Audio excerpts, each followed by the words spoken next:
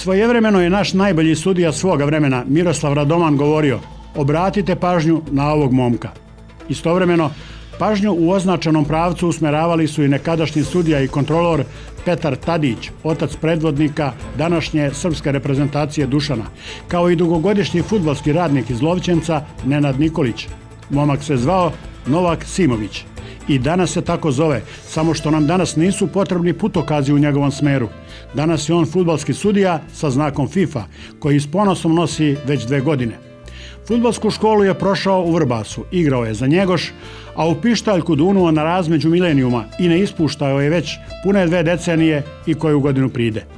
Diplomirao je na Fakultetu sporta i fizičkog vaspitanja u Novom Sadu, trenutno u ulozi direktora osnovne škole Vuk Karadžić u Lovćencu.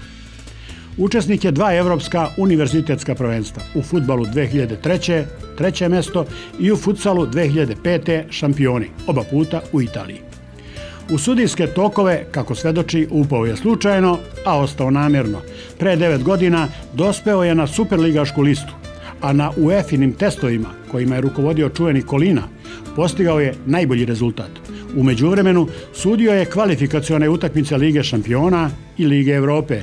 Gostovao je u Egipatskoj ligi, sudio je 6 derbija i 1 finale Kupa Srbije. Oženjen je i ponosni je otac 3 ćerke.